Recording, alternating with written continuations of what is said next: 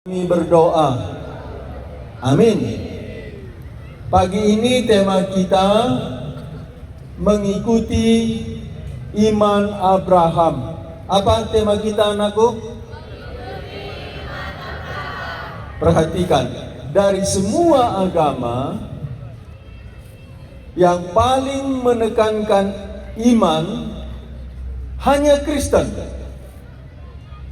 Agama-agama lain walaupun berbicara tentang iman, tapi dasar agama yang lain itu adalah perbuatan. Tapi Alkitab berkata, tanpa iman tidak ada seorang pun diperkenan oleh Allah. Ditulis di dalam Ibrani pasal 11 ayat 6. Dan iman adalah dasar dari segala sesuatu. Iman itu apa sih?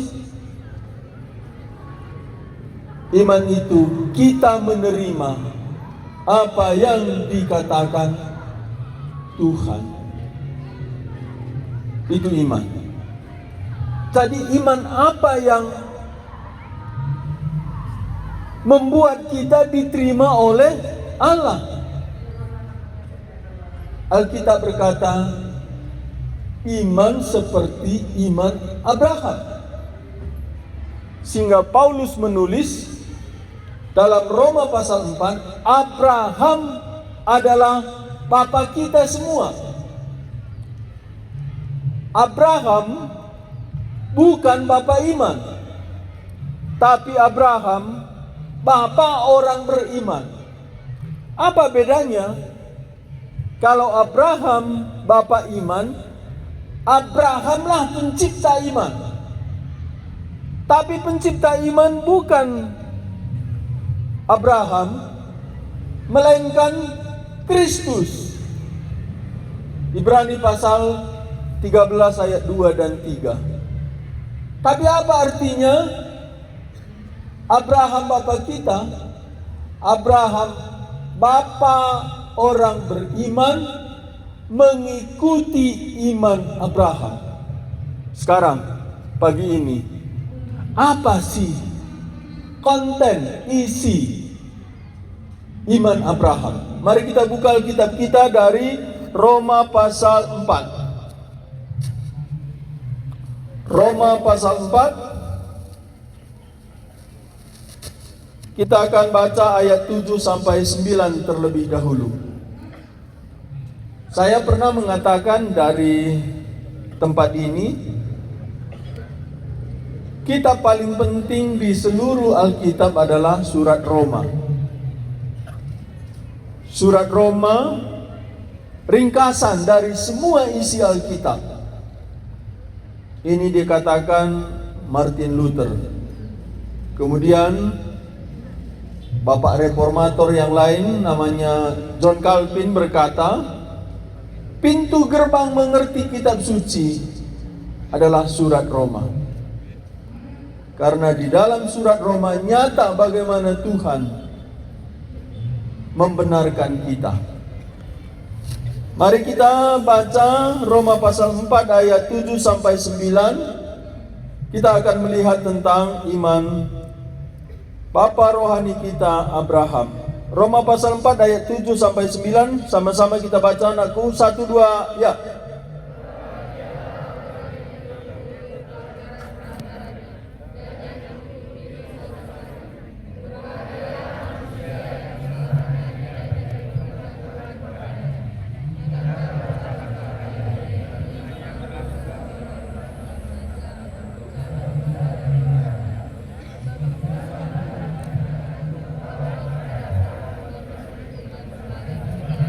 Ayat 9 sekali lagi, 1, 2 ya.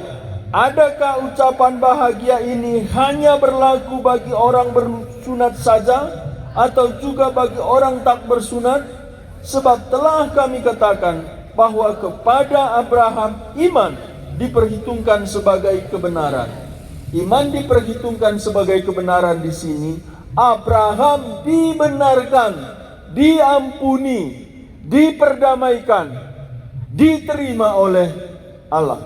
Sekarang kita masuk ayat 16-17. Dan disinilah isi iman Abraham. Dan inilah iman yang membuat kita diterima Allah. Tanpa iman ini, semua manusia ditolak Allah. Mari kita baca bersama Roma pasal 4 ayat 16 sampai 17. 1, 2, ya. Karena itulah kebenaran berdasarkan iman, supaya merupakan kasih karunia, sehingga janji itu berlaku bagi semua keturunan Abraham.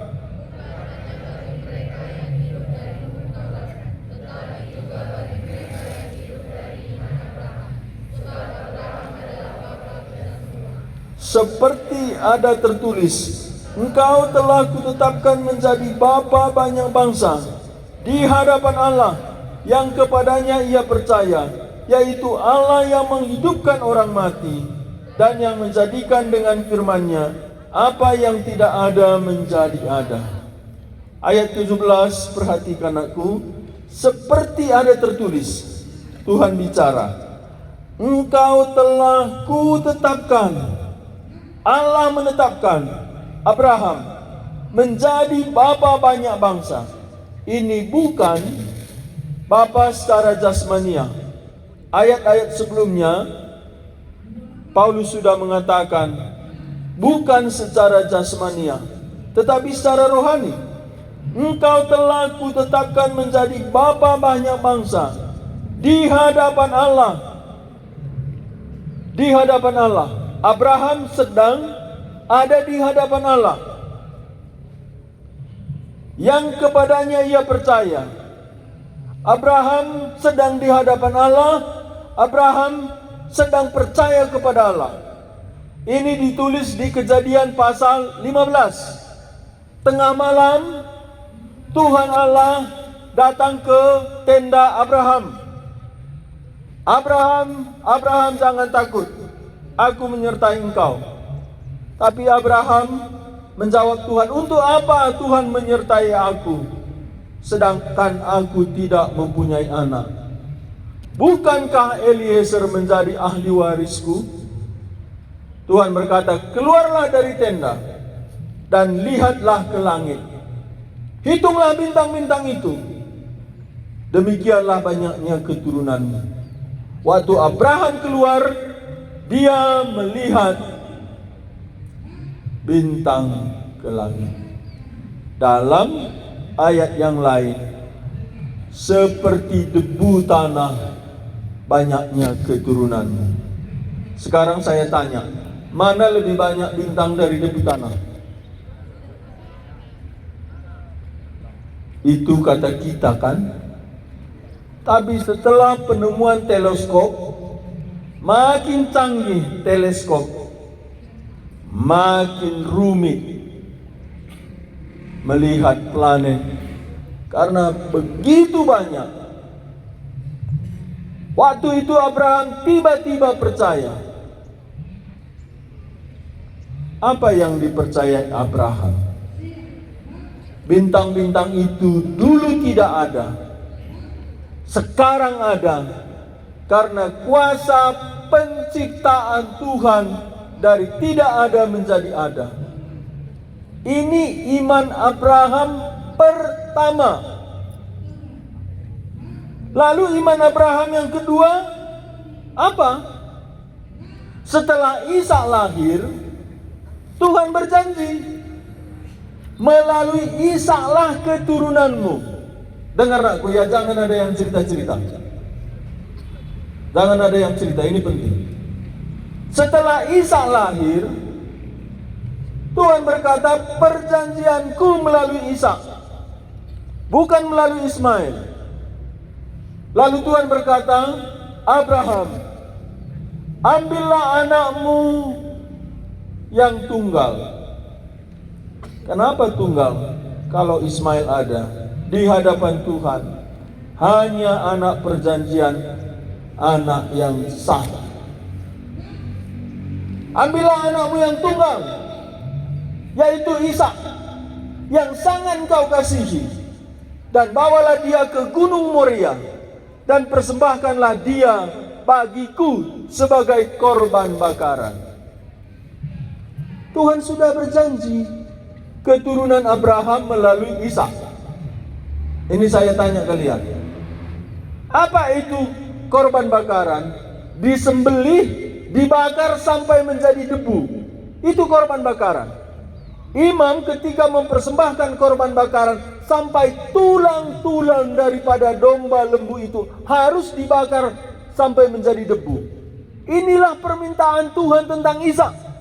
Abraham harus menyembelih, membakar Ishak sampai tulang Ishak menjadi debu. Sekarang ada permasalahan. Tuhan berkata melalui Ishaklah keturunanmu.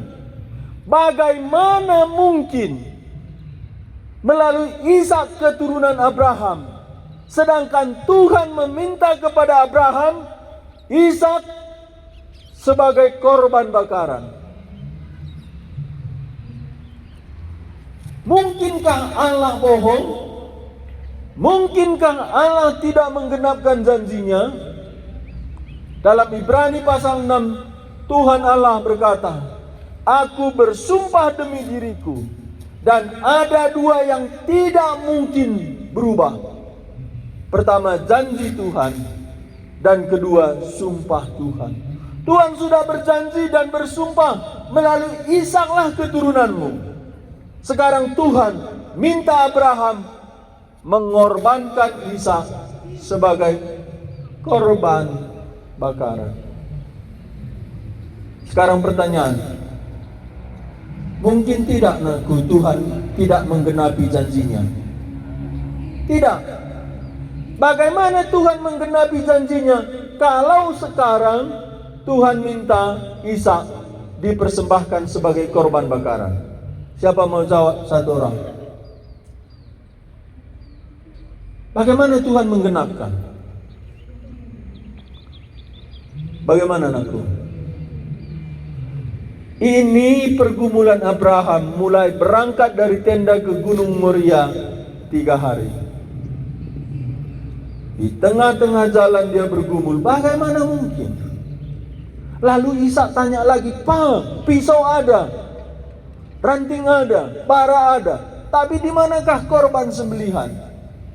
Korban bakaran. Abraham menjawab, Tuhan akan menyediakan. Tapi pertanyaannya, bagaimana mungkin Tuhan menggenapkan janjinya keturunan Abraham melalui Ishak, sedangkan Ishak diminta Tuhan untuk dipersembahkan sebagai korban bakaran? Disinilah muncul iman Abraham. Dalam Ibrani pasal 11 ayat 17 sampai 19, saya baca aku, di sini rahasianya. Karena iman maka Abraham tak kalah dicobai mempersembahkan Ishak. Ia yang telah menerima janji itu rela mempersembahkan anaknya yang tunggal, walaupun kepadanya telah dikatakan, keturunan yang berasal dari Ishaklah yang akan disebut keturunanmu. Jadi bagaimana mungkin diminta Ishak dikorbankan, tapi keturunan Abraham tetap melalui Ishak? Disinilah Abraham bergumul berpikir. Ayat 19, Ibrani pasal 11 ayat 19. Karena ia berpikir, Abraham berpikir, bahwa Allah berkuasa membangkitkan orang-orang mati, dan dari sana ia seakan-akan telah menerimanya kembali. Cuman satu kemungkinan ini dalam pikiran Abraham. Inilah dikatakan Bapak Gereja Agustinus, pikiran budak daripada iman. Apa yang kita imani harus kita bertanggung jawab secara pikiran. Dan inilah iman Abraham. Allah sanggup membangkitkan anakku Ishak. Karena hanya melalui itu Allah tidak bohong. Kita kembali ke Roma pasal 4, kita baca lalu kita berdoa. Roma pasal 4 ayat 17.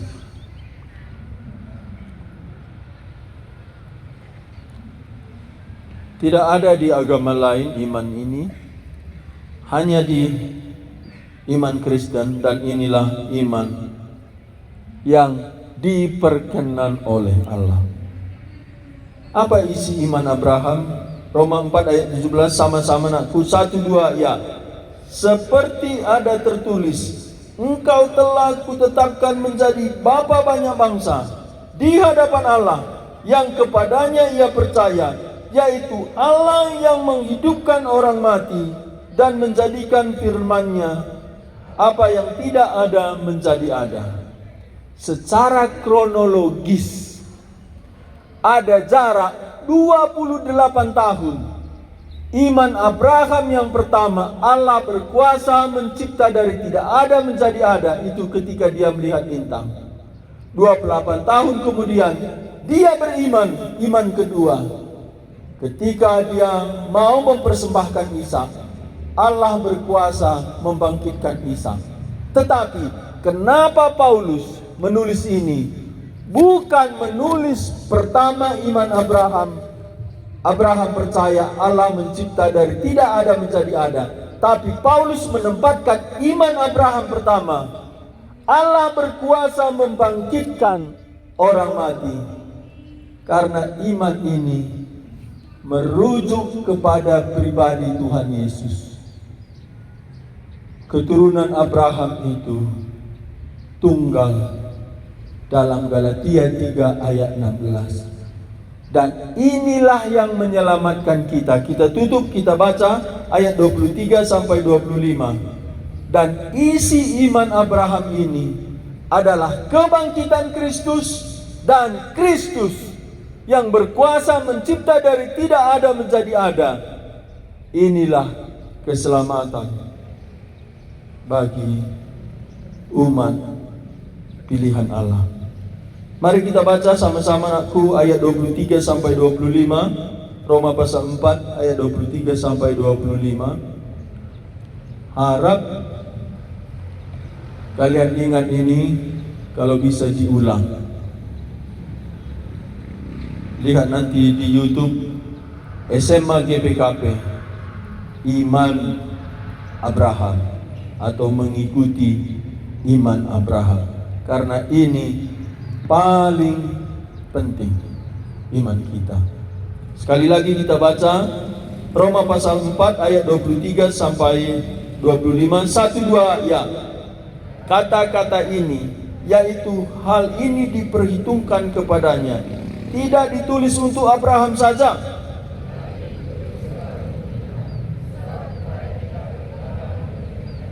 Karena kita percaya kepada Dia yang telah membangkitkan Yesus Tuhan kita dari antara orang mati, yaitu Yesus yang telah diserahkan karena pelanggaran kita dan dibangkitkan karena pembenaran kita. Bukan hanya bagi Abraham, tapi juga bagi kita. Kita juga dibenarkan. Mari kita berdoa. Tuhan, tolong kami beriman seperti hamba-Mu Abraham. Engkau berkuasa membangkitkan kami dari kematian, sebagaimana Kristus telah bangkit dari kematian, Dia yang tersalib karena dosa kami. Kami percaya Tuhan berkuasa memelihara hidup kami. Apa yang kami perlukan, Tuhan bisa memberikan dari tidak ada menjadi ada. Berkati kami, berkati sekolah ini. Hiburkan kami guru, dan biarlah kami bersukacita melayani Tuhan di tempat ini. Demi nama Tuhan Yesus kami berdoa, kami bersyukur. Amin. Tuhan memberkati.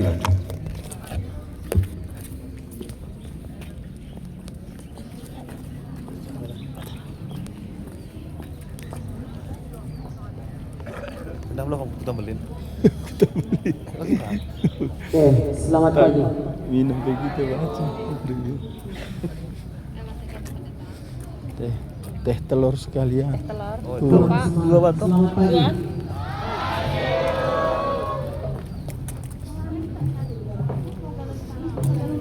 Minggu si lewat hujan dah gampak. Selasa dai, jom dong. Oh, Selasa sinda pergi kujuh aku mah. Terang deh nah. Yang kuda babana buntut na. Babana buntut.